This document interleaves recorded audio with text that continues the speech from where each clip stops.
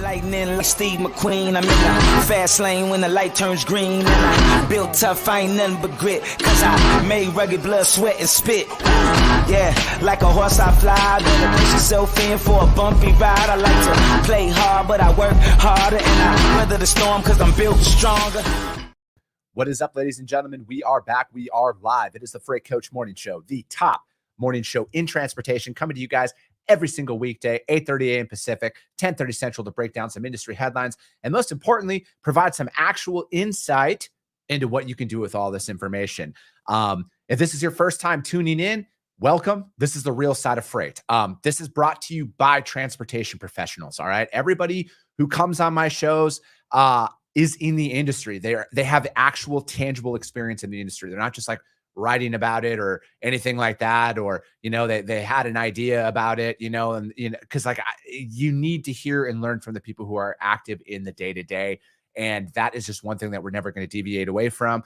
I also have some long form podcasts that I do over on the Coffee with the Freight Coach. And what we do over there is we just have best practices. We have interviews. And, you know, most importantly, it's just about what people can do with all this information to stay in business. It's one of the many reasons why I proudly fly the American flag behind me every single day. Is not only is this the greatest nation on earth, I'm living my American dream, and I want to help each and every one of you live your American dream as well.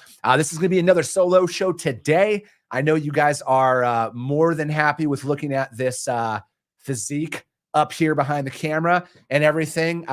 But, you know, it's a holiday time, and I'm going to show up every single day. I can't get guests on here all the time because, again, all of my guests are like active. They're business owners. They're working in the industry. They have jobs, you know, most importantly. So I got to be respectful of their time, but I'm going to keep showing up for that. But before we jump in to anything, got to give a shout out to my friends over at VHub. You guys, vhubapp.com. It doesn't matter if you're a broker, carrier, or a shipper alike.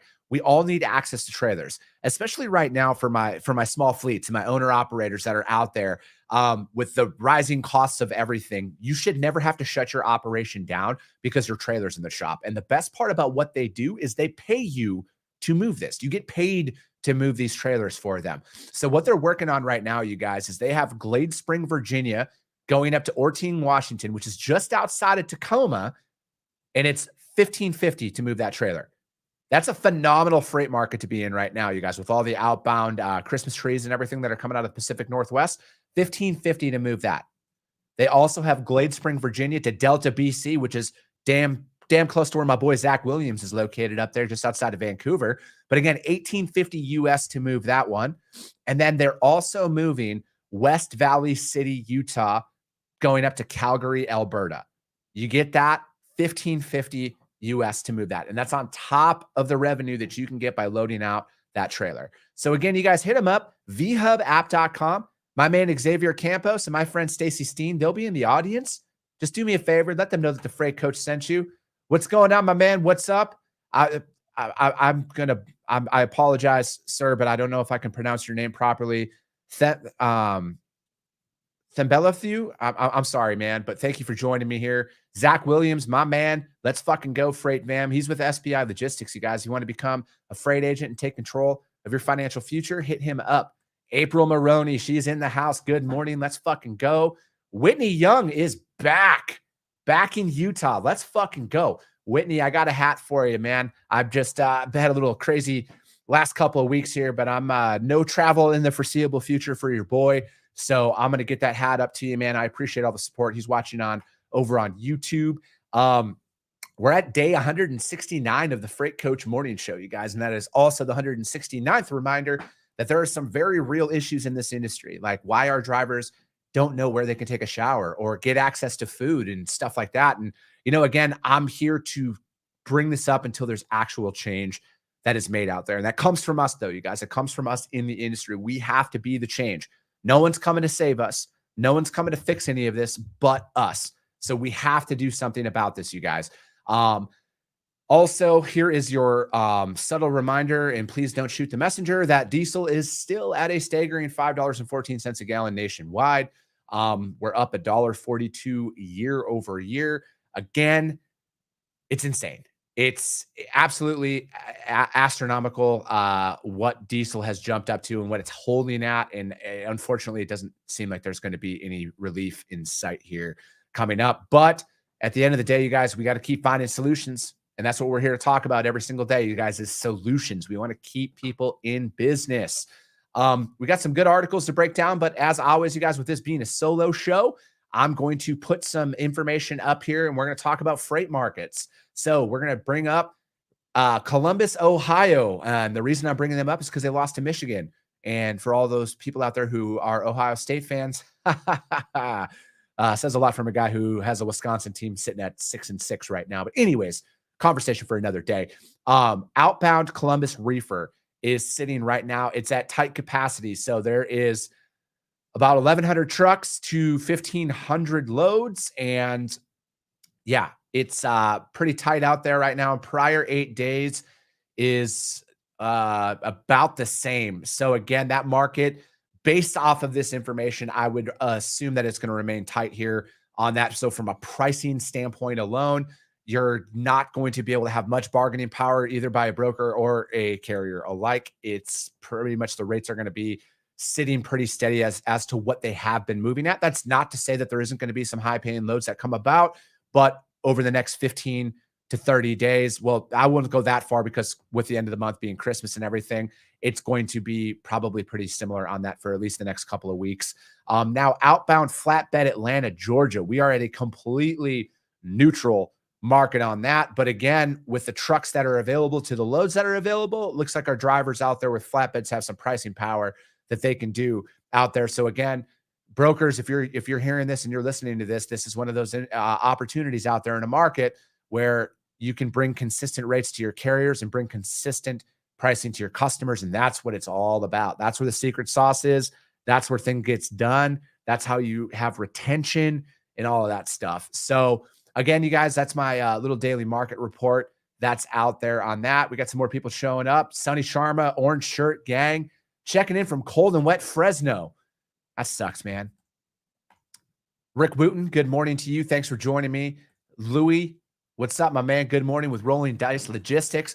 And then also, you guys, I did break down that article on Reefs Across America yesterday. I did sign up. I am going to volunteer my time on December 17th.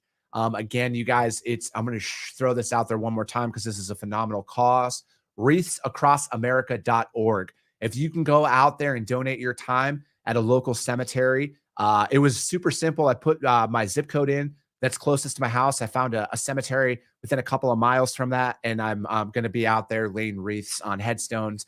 I also did, and if you can, again, I know times are tough, but I'm in a, fortunately, I'm in a position right now where I can donate. So I donated 10 wreaths as well from the freight coach. And again, if you can do that, like that. It means a lot. We got to take care of our veterans.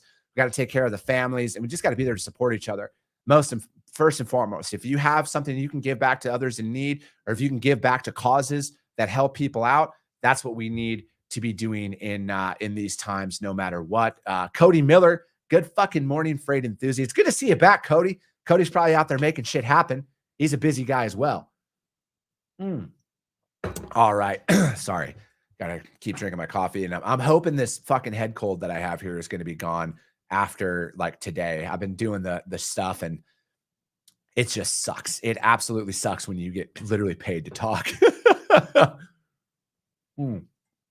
Anyways, we got a couple of articles that we're going to break down here. Sorry about that. All right. First article we're going to break into is kind of some breaking news that came about. I saw a lot of articles popping out about this yesterday. This one was from the JOC. This one was from my friend Ari Ash. He wrote, the House takes action to avert crippling U.S. rail strike.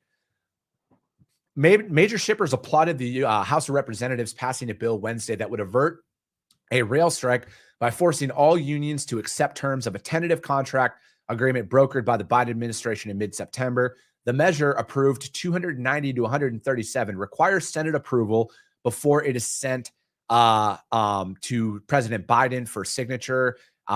With anything, this could still cause a delay or a tentative strike if this doesn't pass Senate or anything in a timely manner. With this, Congress, under the Railway Labor Act, has broad authority to pass legislation that includes a binding contract the unions would be forced to accept. 8 of 12 rail unions have ratified the tentative agreement, 4 have rejected it. The House also approved a second separate bill that required U.S. railroads to grant 7 days of paid short-term sick leave to union workers and force binding arbitration on both sides of details. If details cannot be hammered out within 30 days, the measure, which was much closer, passing 221 to 207, it would also require Senate approval before being sent to President Biden. We applaud the swift bipartisan action in the House to head off a shutdown of the rail network, said Chris Jan, the CEO of American Chemistry Council, said in a statement. In less than a week, railroads will begin suspending shipments of chemicals that are vital to disinfecting water, producing food, and refining gasoline. There's no time to waste. We urge the Senate to act quickly. A spokesman for them also told the JOC that it has no position on the second resolution on sick pay. Chemical shipments represent about 8% of all rail shipments out there. And while major rail shipping associations have universally supported the resolution to avert the strike, none took a position in their statement on the companion bill on that. And then we applaud Congress for their quick action to pass legislation today, said Eric Hopland, the CEO of National Association of Wholesaler Distributions. And then the crisis is entirely preventable, and we now have seen the September agreement sanctioned by the U.S. House of Representatives. And I'm just going to finish this out because, again, this is breaking news, and this is all very important information. And then while the AAR supports the resolution to avert the strike, it opposes the companion bill on short-term pay.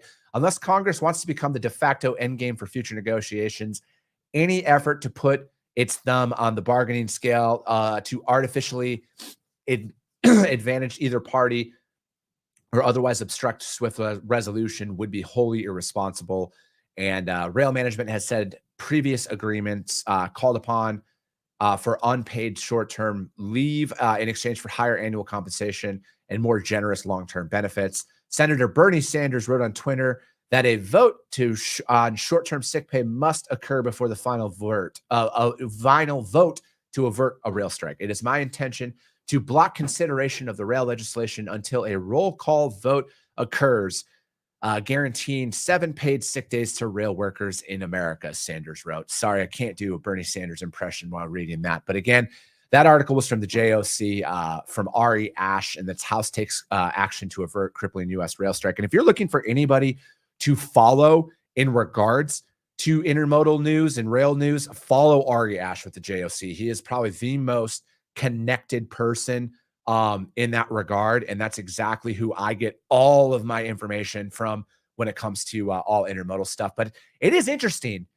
It is interesting. I have to make this point that the unions are calling on Congress to get this taken care of, because you would think that the union, like, again, I'm not anti-union. I'm anti the workers getting fucked over. And that's because, like, it just seems to me this is what continuously happens. You know, like, all of these sticking points are shit that you would think would have been resolved. Like, how did anybody sign off on this on the last bargaining agreement that, hey, we're not going to give you sick pay, we're not going to give you this and that, and everything else under the sun, that it seems to be the biggest sticking points. But again, it's interesting. It's interesting to see, as much of a non-fan of government intervention I am, because I am not a fan of them stepping in most instances. But when it comes to this in particular, and the amount of critical supplies that are transported on rail, something needed to be done. But again, I would also argue, like, this is why you need private business to run stuff, because a lot of this shit probably doesn't happen out there. But again, who am I? I'm just a guy with a mic. And yeah. All right. On to the next one. We are going to talk about ttnews.com put this article out yesterday, and it is signs of a slowdown as M&A activity nears end of busy 2022. Obviously, there has been a fuckload of mergers and acquisitions here over the last couple of months, which isn't surprising.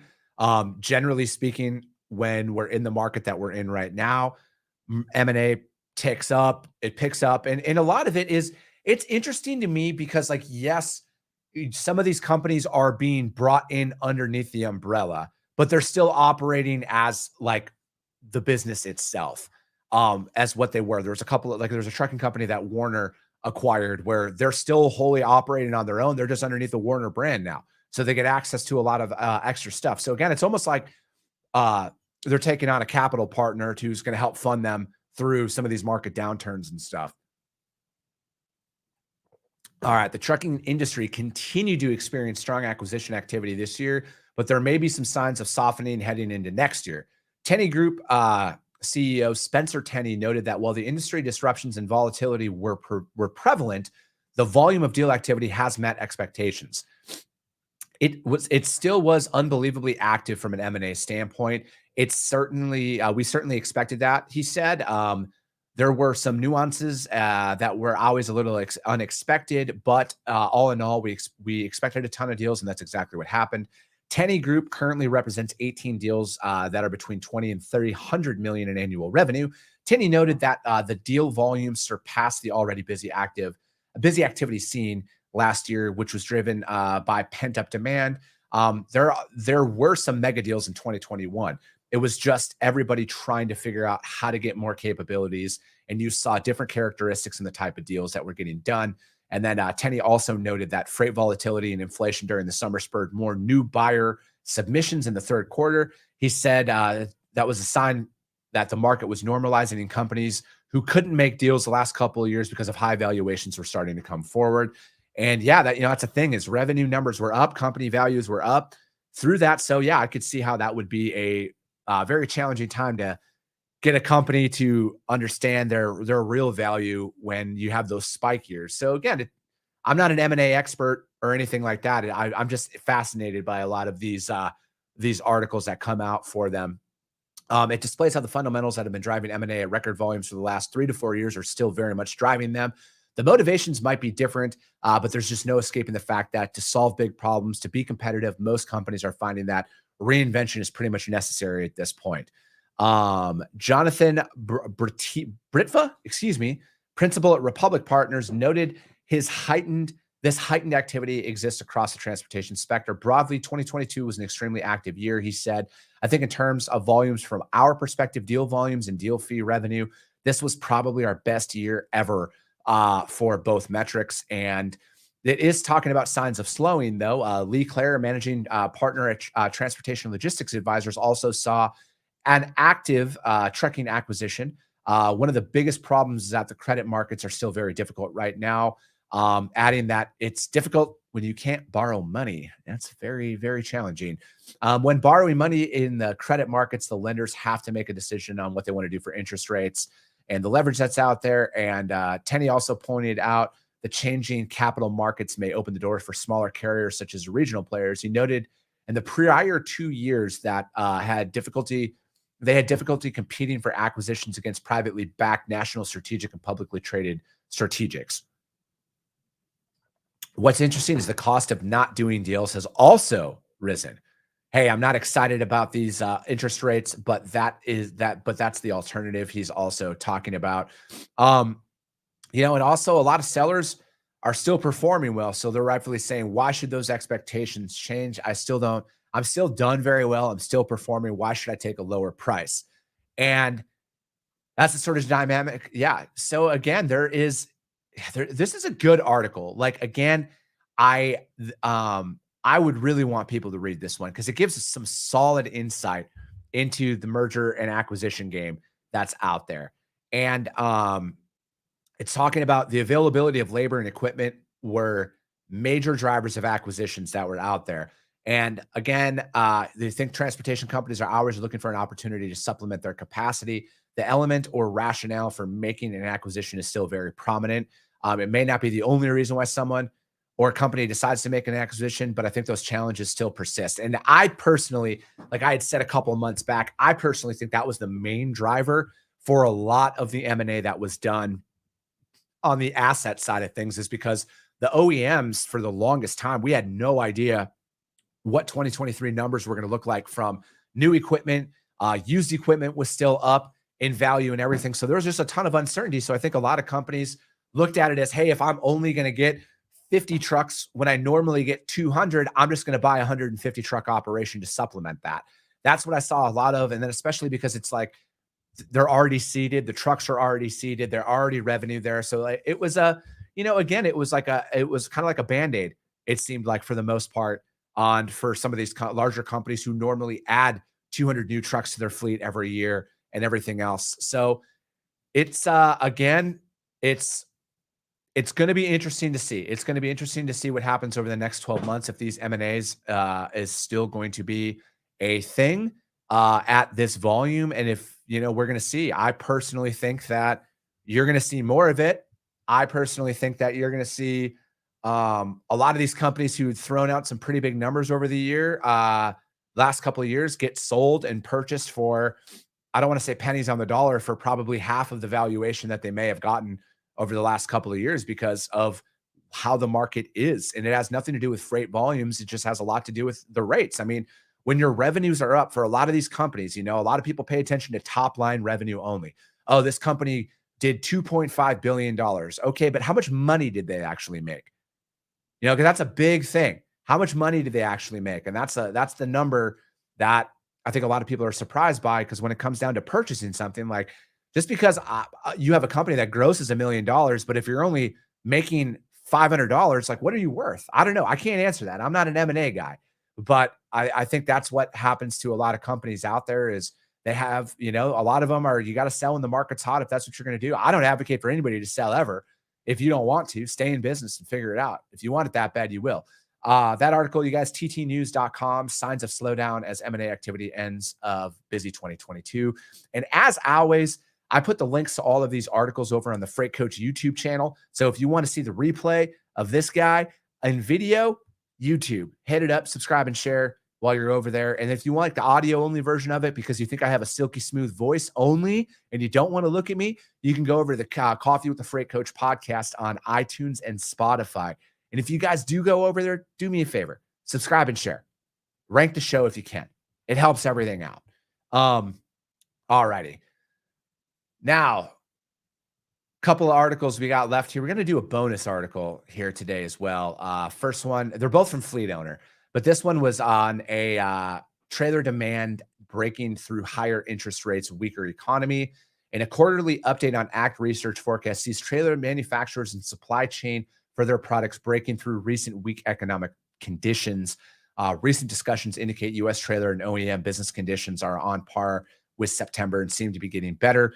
And then regarding, I'm just skimming over this one. Regarding the impact of the inflation on OEMs, it's difficult in projecting part and material prices, has made it for tough for manufacturers to set firm prices for trailers currently to order. And then in response to strong business conditions, though, she cautioned, while we welcome improvements, reports from the field indicate that supply chain constraints or tight labor markets are not a thing of the past just yet, and we expect production levels to remain relatively constant in the near term. So again, it's like it's tough for them to set their prices on things because labor costs are up, parts costs are up, and everything else. So again, that little one, it's a good little article. It's only a couple of paragraphs. It's trailer demand breaking through higher interest rates in the weaker economy. And I wanted to save this one for last.